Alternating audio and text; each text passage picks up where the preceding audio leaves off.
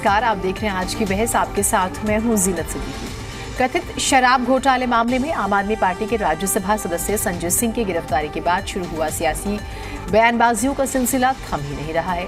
संजय सिंह की गिरफ्तारी पर लगातार बयानबाजियां हो रही हैं। दिल्ली में बीजेपी ने आम आदमी पार्टी और दिल्ली सरकार के खिलाफ मोर्चा खोल दिया है। बीजेपी दिल्ली के मुख्यमंत्री अरविंद केजरीवाल के इस्तीफे की मांग कर रही है और कह रही है कि आम आदमी पार्टी के कई और नेताओं तक जांच की आंच पहुंचेगी। उधर आम आदमी पार्टी भी पूरी कार्रवाई को संजय सिंह की गिरफ्तारी को साजिश बता रही है। आम आदमी पार्टी कहते नहीं थक रही है कि विपक्ष के इंडिया गठबंधन से दरअसल बीजेपी घबरा गई है। बीजेपी को एहसास हो गया है कि 2024 का चुनाव वो हार रही है। इसी वजह से इस तरह के हथकंडे अपनाए जा रहे हैं। मुख्यमंत्री अरविंद केजरीवाल ने भी कह दिया कि आज देश में डर का माहौल है। वो आगे कहते हैं कि विपक्षी नेताओं को जानबूझकर टारगेट किया जा रहा है। आज हम चर्चा में जानने की कोशिश करेंगे कि संजय सिंह की गिरफ्तारी के बाद क्या दिल्ली में बदल गया है और क्या देश की राजनीति में बदल गया है। क्या विपक्ष के नेताओं का नंबर आने वाला है? क्यों ऐसा कहा जा रहा है? क्या इंडिया गठबंधन में सब कुछ ठीक रहेगा या इंडिया गठबंधन और मजबूत हो जाएगा? तेजस्वी यादव क्या कहते हैं, अखिलेश यादव क्या कहते हैं, हेमंत सोरेन को बार बार समझ जा रहे हैं तो वो क्या कहते हैं? विपक्षी गठबंधन कहां पर है?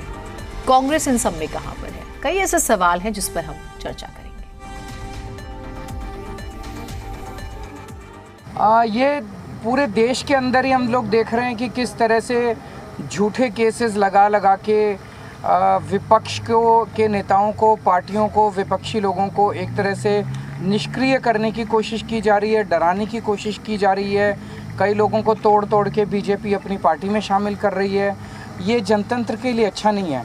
एक तो ये है। दूसरी बड़ी बात जो मैं देख रहा हूँ वो ये कि केवल नेताओं को, विपक्षी नेताओं को टारगेट नहीं किया जा रहा।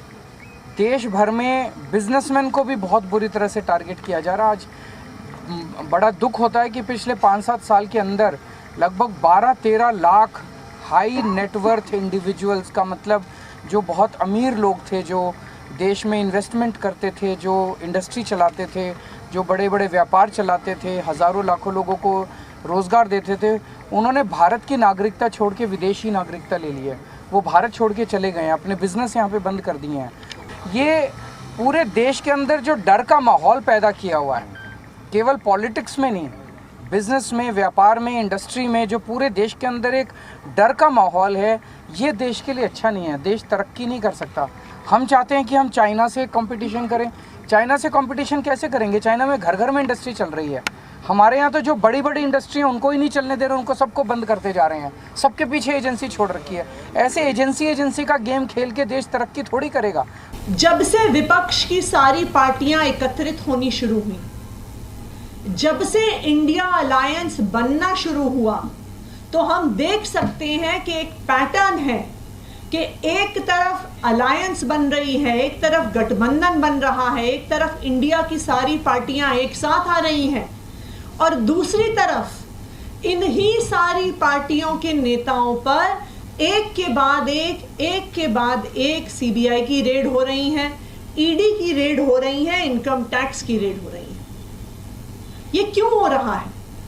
क्योंकि प्रधानमंत्री नरेंद्र मोदी जी को समझ में आ गया है कि वो आने वाला लोकसभा चुनाव इंडिया अलायंस से हार रहे हैं। पकड़े जाओ तो पहले धमकाओ, एजेंसीज को धमकाओ, फिर उसको राजनीतिक विक्टिम कार्ड खेलो। ये विक्टिम कार्ड खेलने के मास्टर अगर कोई है इस पूरे देश में तो उनका नाम है अरविंद केजरीवाल। इन्हीं भ्रष्टाचारियों का आपस का जो पाप है वो ऊपर आ रहा है। अरविंद केजरीवाल खुद फर्जी है, इसलिए इस कार्रवाई को फर्जी बता रहे हैं। मैं अरविंद केजरीवाल से सिर्फ एक ही सवाल पूछना चाहता हूँ। आप कह रहे हैं कि शराब नीति में कोई घोटाला नहीं हुआ। अगर घोटाला नहीं था तो आपने जांच शुरू होते ही शराब नीति वापस क्यों ली? उसका जवाब दे दें। एक शब्द नहीं बोलेंगे।